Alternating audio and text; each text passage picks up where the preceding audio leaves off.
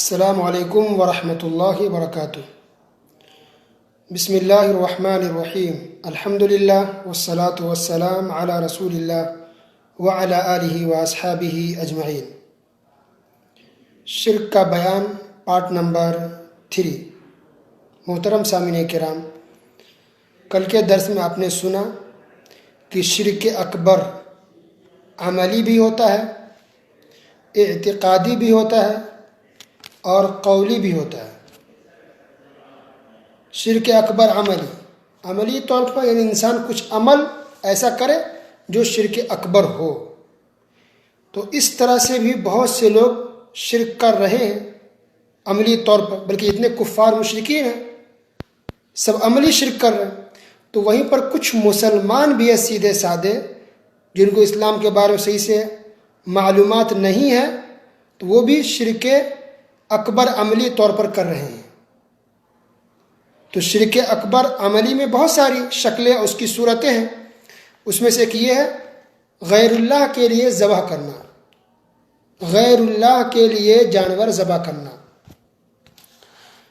تو غیر اللہ کون ہے؟ یہ بھی کل بتایا گیا تھا کہ اللہ کے علاوہ جو بھی ہے ان سب کو غیر اللہ کہا جاتا ہے، چاہے وہ نبی ہو، رسول ہو، پیغمبر ہو، فرشتے ہوں، اللہ کے نیک بندے ہوں، بزرگ ہوں، ولی ہوں، سب غیر اللہ، ساری مخلوق غیر اللہ ہے۔ اللہ کے علاوہ جو بھی ہے سب غیر اللہ ہے۔ تو جانور ہم ذبح کرتے ہیں، قربانی دیتے ہیں، کس کے نام پر؟ اللہ سبحانہ وتعالیٰ کے نام پر۔ قربانی اللہ تعالیٰ کے لیے ہے۔ تو اگر کوئی قربانی پیش کرے غیر اللہ کے لیے، اللہ کے تو کر لیکن غیر اللہ کے لیے کر دے، تو یہ شرک اکبر ہے۔ غیر اللہ کے لیے جانور ذبح کرنا یہ شرک اکبر ہے، یہ عملی شرک ہے۔ تو کچھ مسلمان ہیں جو بزرگوں، اولیاؤں کے آستانوں اور قبروں پر جا کر کے ان کے لیے جانور ذبح کرتے ہیں۔ اللہ اکبر، کہتے ہیں کہ ان کی تعظیم میں، ان کے احترام میں ہے۔ نہیں، یہ سراسر شرک اکبر ہے۔ یہ کیا دلیل ہے؟ اللہ سبحانہ و تعالیٰ نے ارشاد فرمایا سورہ انعام آیت نمبر 162، قل ان صلاتی ونسکی ومحیای ومماتی للہ رب العالمین۔ آپ کہہ دیجئے کہ میری نماز، میری قربانی، میری زندگی اور میری موت سب اللہ رب العالمین کے لیے ہے۔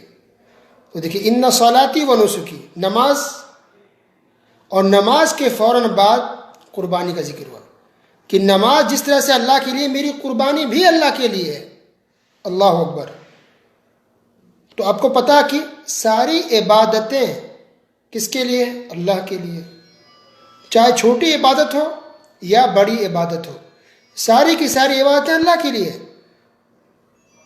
تو کوئی انسان عبادت چھوٹی ہو یا بڑی اگر غیر اللہ کے لیے کر دے، یعنی اللہ کے علاوہ کسی اور کے لیے کر دے، تو یہ شرک ہے۔ یہ سارے مسلمان اس بات کو مانتے ہیں کہ کوئی بھی عبادت غیر اللہ کے لیے کیا ہے تو شرک ہے۔ تو قربانی کرنا بھی عبادت ہے، لہٰذا اگر بزرگوں، اولیاؤں کے نام پر اگر قربانی کیا جائے، ان کے آستانوں اور قبروں پر جا کے جانور ذبح کیا جائے ان کا تقرب حاصل کرنے کے لیے، تو یہ بھی شرک ہے۔ یہ دلیل ہے۔ اس کے علاوہ سورہ کوثر کے اندر اللہ نے فرمایا فَصَلِّ لِرَبِّكَ وَانْحَرْ، پس تم اپنے رب ہی کے لیے نماز پڑھو اور قربانی دو۔ تو یہاں بھی قربانی کو اللہ نے کہا کہ اللہ کے لیے قربانی دو۔ اللہ اکبر، اندازہ لگائیے۔ تو قربانی بھی اللہ کے لیے، اگر کوئی غیر اللہ کے لیے کر دے جانور ذبح تو یہ بھی شرک اکبر عملی ہو جائے گا، یہ شرک اکبر ہے۔ یہ بھی ایک مشہور حدیث ہے، آپ لوگوں نے سنا ہوگا، مسند امام احمد کے اندر ہے، سلمان فارسی رضی اللہ تعالی عنہ سے موقوفاً روایت ہے صحیح سند کے ساتھ۔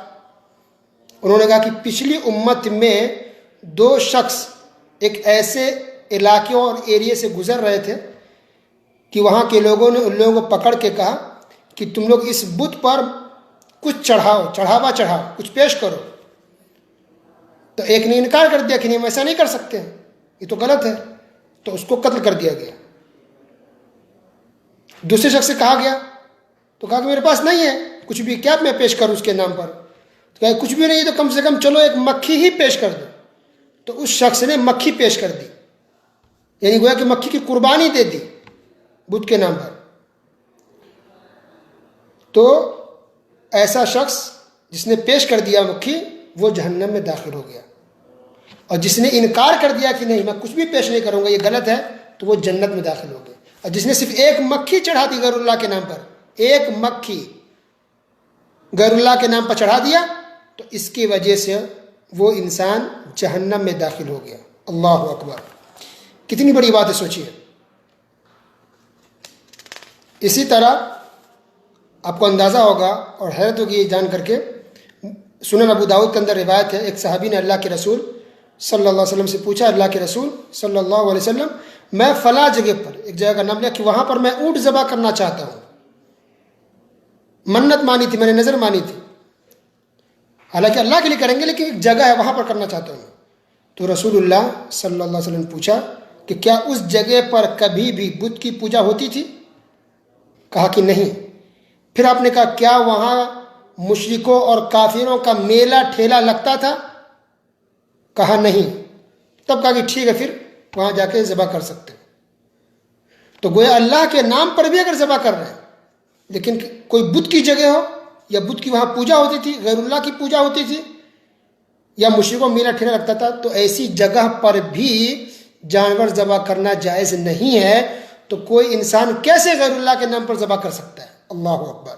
تو یہ شرک اکبر ہے، غیر اللہ کے نام پر ذبح کرنا، قربانی دینا، یہ شرک اکبر ہے۔ ایسے مسلمانوں کو توبہ کرنی چاہیے، اللہ سے معافی مانگے، اللہ کے نام پر ذبح کرے، صرف اور صرف اللہ کے نام پر۔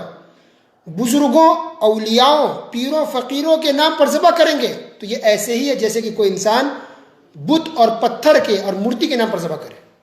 اس میں کوئی فرق نہیں ہے، کیونکہ شرک ہے، چاہے وہ بزرگ کے ساتھ کیا جائے، بزرگ کے نام پر کیا جائے، یا نبی کے نام پر کیا جائے، یا پتھر کے نام پر کیا جائے۔